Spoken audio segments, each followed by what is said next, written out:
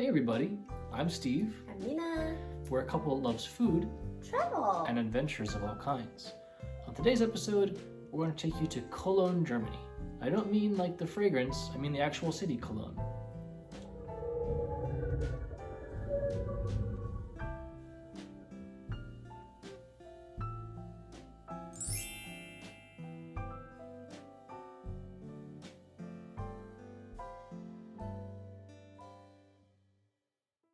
Now, one thing you absolutely must do if you visit Cologne is go to see the Dome. It's a Catholic cathedral, and it's the Cathedral of St. Peter. So this is Germany's most visited landmark. It is super impressive. And it's a giant twin-spire cathedral that was first started in the mid-1200s. And it's 515 feet tall, and I'm sure many other dimensions as well. But that's the exciting one. And it's just super cool, you know. Yeah, it's very magnificent. And if you want pictures without a crowd, you probably should get there super early, like maybe, I don't even know, maybe at sunrise. The difficulty is there's a train station for the city right next to it, and so as soon as those trains start coming in, people are visiting. So yeah, if you want your own pictures without a crowd, you either get there early or you figure something out, right? So super recommended. It's absolutely gorgeous. Now, what can we do if we visit the cathedral? So, first of all, of course, you have to wear your mask and get your vaccination card Or and your ID. yes, or a negative test or a proof of recovery.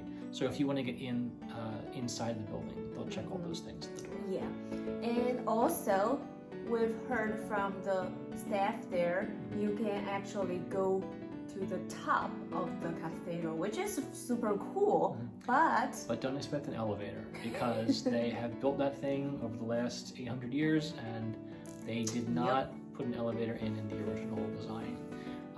Or in whenever they put the twin spires up, there's no elevator. So yeah, I think they said expect maybe 30 minutes of climbing the stairs straight up. When we had gone, we had already walked around Germany for a couple days on vacation mode, and we were poorly adapted to that. Our dogs were barking, if you get my meaning. Our feet were suffering, so and we also had a friend that had to catch a train, so we decided we'd all kind of just it's the trains in Germany are why we didn't come. But if you're brave enough, go to do it. Should be cool. Now you shouldn't, when you get to the top, we understand you shouldn't expect like a penthouse suite-esque vision of the city. It is an old cathedral, so the windows are tiny, and that's the way they designed it. So if you're thinking about going up to the top and like gazing out over all of Cologne and going, I'm so high up in the world and in this beautiful place, you'll be more like peeking out at what you can see. If you have ever been there, please leave a comment down below. Let us know how it is. We're curious. So, what else can you do in the city? I'm glad you asked. There is a lovely chocolate museum that's on the river, and you can go there, and I think Lindt is one of the partners, Lindt Chocolates. So you can see how chocolates are made from the point where there are beans that need to be crushed and then processed all the way out to the chocolate being melted and molded, and we have some videos of that. You can check them out. And it's kind of mesmerizing just to watch machines make chocolate, and you're thinking about chocolate the whole time. And it's nice because they also give you in the admissions these little chocolates just automatically. So you can go check it out, have a little chocolate in the meantime. They have a nice gift shop, and you can also do some hands-on things where you kind of act like a chocolatier for a little bit. That's pretty fun. There's also a nice promenade along the river as well, so you can walk along the river and just kind of soak in the feeling. So if you leave the river and go a few minutes inland towards the center of the city, what can we find there? There are several plazas. One is the Outer Markt, another one is Heumarkt.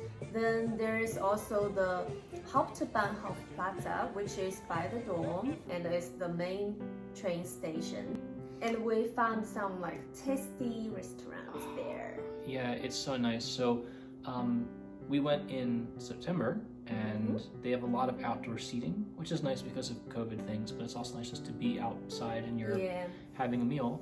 I had these amazing pork medallions that were basically just like covered in like a thin layer of cheese, and they were on a potato bed, and they were so lovely. And I can't pronounce the name of the place we were visiting. It's called the Hänneschen und die Pfeffermühle. Ah, perfect. So, also beer in Germany. Now, if you go to a restaurant in America, you might end up with a drink list that's 2 pages long, and there's a lot of, you know, crazy microbrews and things we have going on over here. But in Germany, basically, there are just a few beer companies that, if you are going to a restaurant, it might be just a Kölsch beer restaurant, and so they'll serve only the 5 or 6 kinds of beer that company makes.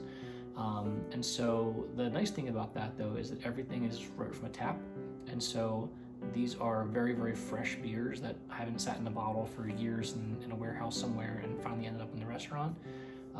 So everything is very much very fresh and very nice. I really enjoyed them. By the Dome, there's a restaurant called Gaffel am Dom, which is kind of like a Brauhaus bar type situation. And there we had our first Schweinshaxe. You know, what is a Schweinshaxe? It's basically the pork elbow in German. Yeah. Oh, in English. Yeah. We're just out there eating a bunch of elbows. But yeah, basically, like, it looks like this. And it's like a big chunk of meat with bones sticking out. It's like a real caveman thing. We thought it was pretty good. Yeah, it's really crispy. The crackling part of the pork is like very, very, very good. That was great. And then also, we discovered there's a really nice Chinese restaurant called the China Fortuna House. And so in Germany, I don't think we ever saw a single Chinatown. Like in some countries, like in America and China, you can just, it's very easy to find the China part of town. But sure. Yeah, thanks to that. But in Germany, they aren't all concentrated in one area, and so you kind of have to do a little digging to find a nice restaurant. But we were very, very happy with this one restaurant. It had these wonderful spicy noodles. Nina had this piece of chicken that was so spicy, but I could not eat it. It was like killing me. Yeah. You need to know, like, I really can't eat spicy food. I can, okay? But like this thing is just like too spicy. Yeah, Nina was like, and my whole head is just like, I don't know, just muffled. Yeah, Nina just asked them to do their worst, and yes. Yeah, and so, but you were very happy to be dying. One other place we went was Koblenz. So Koblenz is a short drive away from Cologne. And what's special about Koblenz is it is a city that's located at the intersection of the Mosel and Rhine rivers. And everywhere in West Germany, everything is like a town on a river with some vineyards and a church, right? But the life by the river is like part of the West German experience, I guess. And so they care about where these rivers meet, so much so that they named the place where they meet the German Corner. It's like quintessentially a German place to be. What's really neat if you visit there is that you can take a cable car from the area kind of by where the rivers meet on the lowland, and then that goes across the river and up a cliff to this giant fortress that's on the hill, maybe from the 1800s. Nina, what was the name of that fortress? It's called the Ehrenbreitstein Festung. Okay. Yeah, Festung fortress. Yep. And we were up there around sunset, and it's gorgeous. It's gorgeous, yeah. It's very very romantic. Oh, it was quite romantic, and it was lovely just to be up there.